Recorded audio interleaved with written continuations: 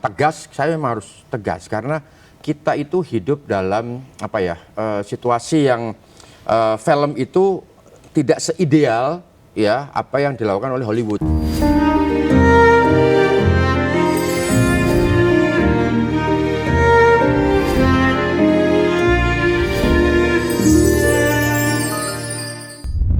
Hai Sobat iNews dimanapun Anda berada, senang sekali saya Syam Hakung bisa kembali hadir menjumpai Anda di Deep Talk iNews TV. Kali ini kita bakal ngobrol-ngobrol seru sama sutradara yang udah familiar. Ada Mas Hanung Bramantyo dan juga ada Jared Ali. Halo, apa kabar Mas Hanung? Alhamdulillah. Aku mau ke Jared dulu ya Mas Hanung. Silakan. Ya. Jared, hari ini atau aktivitas akhir-akhir ini ngapain aja sih? Biasanya sih kalau aktivitas sehari-hari itu aku biasanya sekolah gitu, dan atau enggak kalau misalnya ada ditawarin film mungkin kadang-kadang casting buat masuk filmnya gitu, mungkin kalau kepilih gitu ya. Tapi selebihnya aku sekolah, ngerjain PR ya, ujian ya layaknya murid biasa ya. Aku ngeliat Jared tuh kayak seumuran ponakan aku soalnya Mas Hanung. Gitu ya? Iya, jadi aku kayak Jared dulu kayak soalnya agak kangen dengan ponakan. Kalau dari Mas Hanung sendiri sibuk apa sih Mas akhir-akhir ini? Saya sibuk ya ini menghadapi sidang buat anak saya ini. Sidang di pengadilan militer. Jadi dia sedikit memakan menyita energi karena sudah mulai masuk 7 bulan. Kita nggak tahu ya keadaan kasus ini seperti apa, ya kan? Orangnya apakah dihukum, apakah bagaimana gitu kan. Tiba-tiba kemudian kemarin dapat panggilan untuk menjalankan sidang pertama, ya kan, yaitu sidang penggalian informasi tentang saksi, ya kan, yaitu yang hadir di situ korbannya yaitu Faisal, ya, pihak yang dipukul sama terdakwa gitu.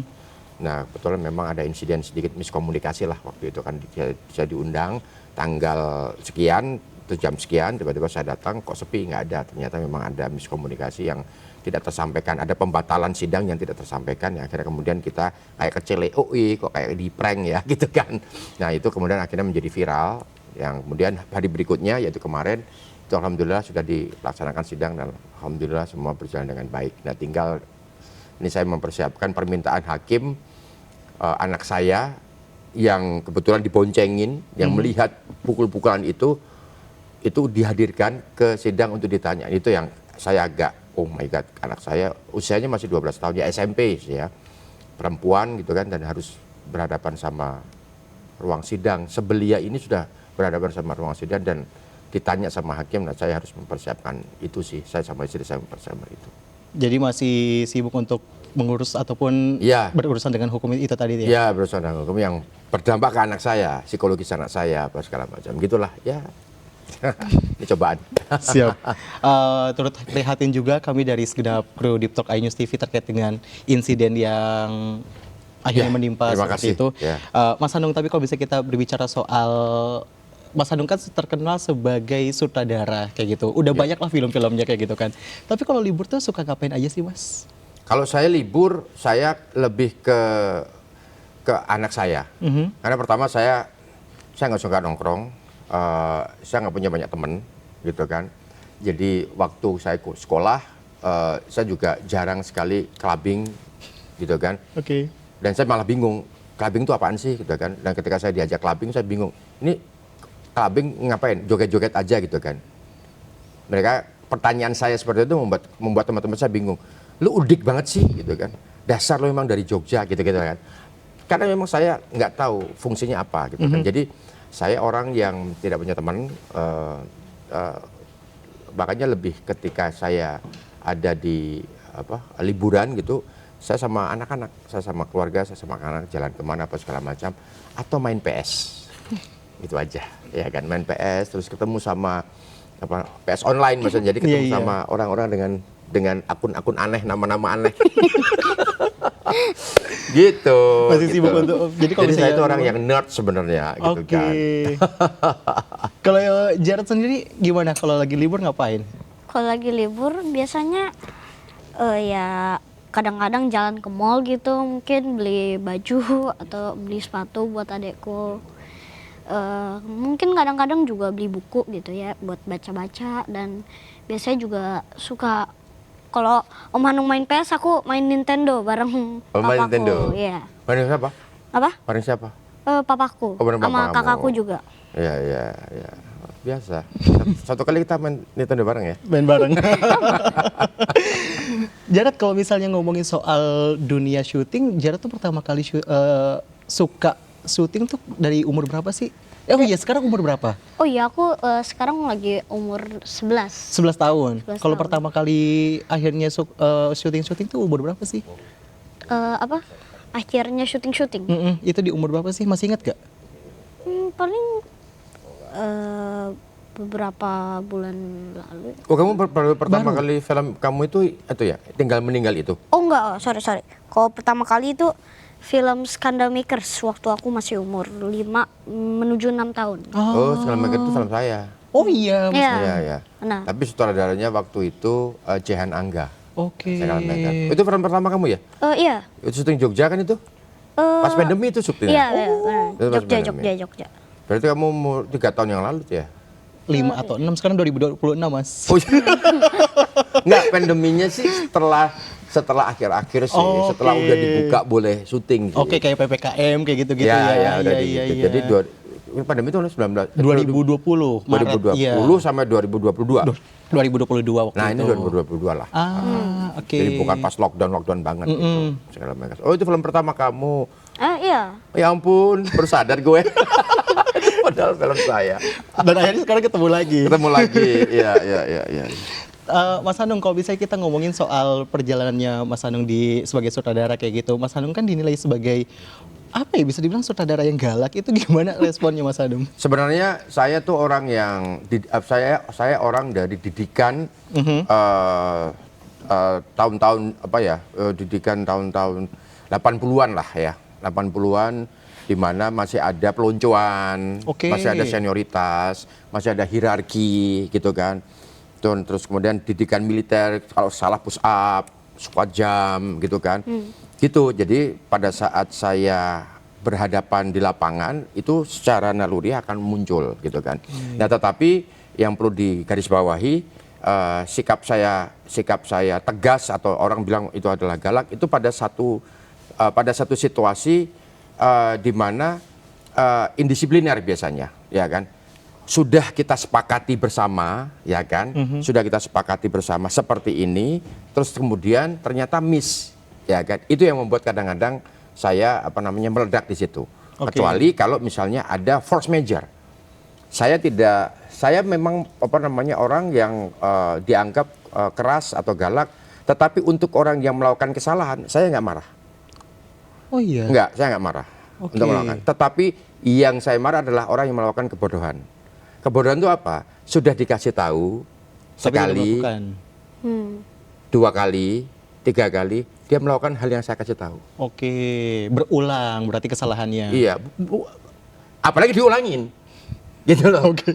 Kan dikasih tahu pertama, ya kan? Oke, membuat kesalahan, oke, wajar nggak apa. Dikasih tahu kedua, ketiga, pasti menggunakan kesalahan. Ya biasanya saya meledak di situ.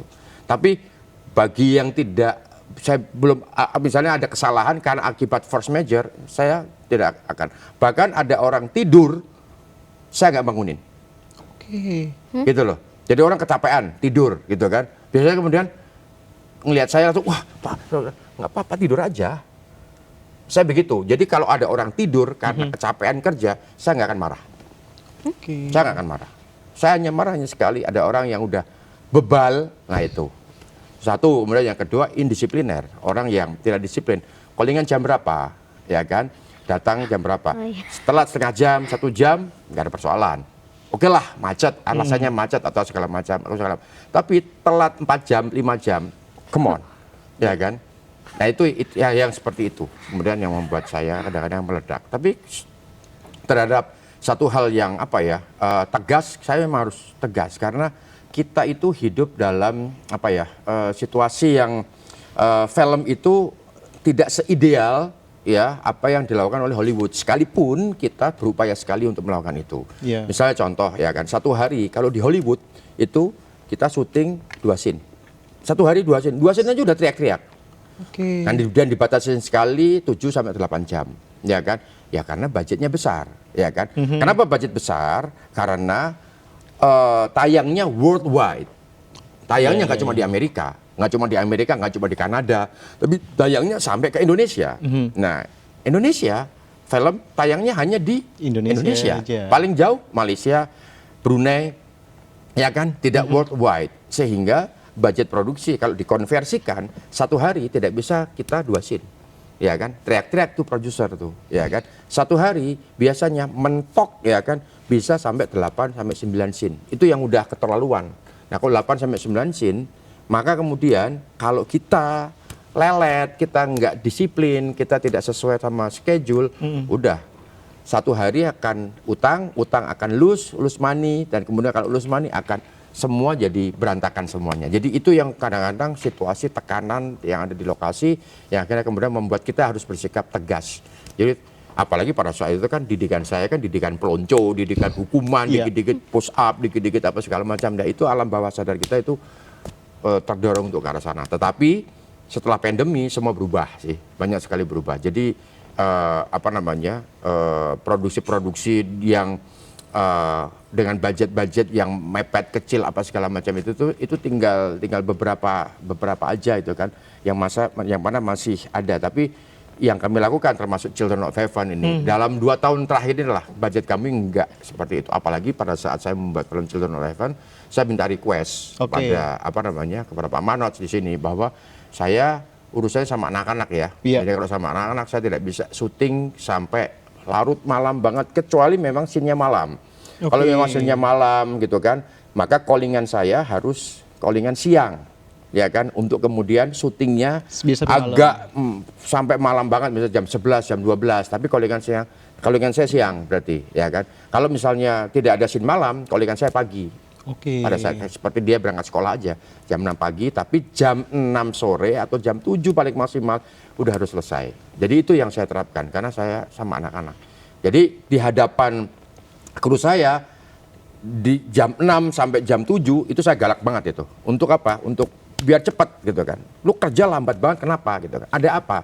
Kerjanya lambat kenapa? Ada apa gitu kan? Tapi kalau untuk ke anak-anak ya saya nggak bisa melakukan hal yang sama gitu kan. Jadi saya kepengen anak-anak pada saat ada di lokasi semua udah siap. Gitu kan. Nah, nggak tahu nih ya kan, yang ada di circle-nya Ali gitu kan, karena mungkin ditekan oleh oleh direkturnya gitu kan. Terus kemudian makain baju, ayo Ali cepet. Saya nggak tahu, mungkin Ali bisa cerita itu. Kalau Jared Ali sendiri ngenilai Om Hanung tuh gimana sih? Galak nggak sih kalau Om Hanung tuh? Sebenarnya kalau misalnya lagi adegan biasa sih nggak galak segalak-galaknya. Paling tegas biasa doang. Kecuali ya emang yang udah kayak yang tadi sih, atau enggak misalnya lagi wah lama banget nih kok nggak tek nih. Apa nih? Ayo ini lagi nunggu apa sih? Nih, gitu. Iya. Supaya on time semuanya. Ya, supaya on time. Karena memang kita dikasih limit ya, dikasih limitasi sama investor kita. Kan ini kan setiap jam, setiap hari itu kan ada konversi terhadap uang, ada konsekuensi terhadap budget gitu kan. Terutama adegan yang membutuhkan penanganan secara serius dan masif. Seperti ini kan endingnya kan lari maraton, kan? Lari maraton kan diikutin oleh 500 anak-anak gitu kan. Dan kami dikasih waktu cuma 4 hari untuk melakukan syuting. Sementara film aslinya total semua buat syuting 68 bulan, bayangin. Wow. Film aslinya Children of Heaven itu syuting 8 bulan. Kita syuting itu cuma 25 hari syuting days gitu kan.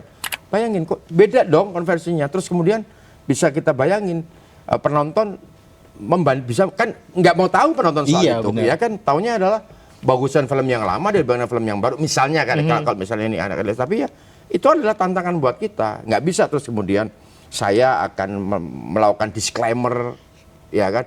Teman-teman ini syutingnya pepet-pepet ya, jadi please tolong jangan dihujat film yang nggak bisa. Kan? Ya penonton is penonton, reviewer kita harus siap apa adanya. Jadi inilah beratnya situasi kami di lapangan sehingga kemudian memicu alam bawah sadar kita untuk tung.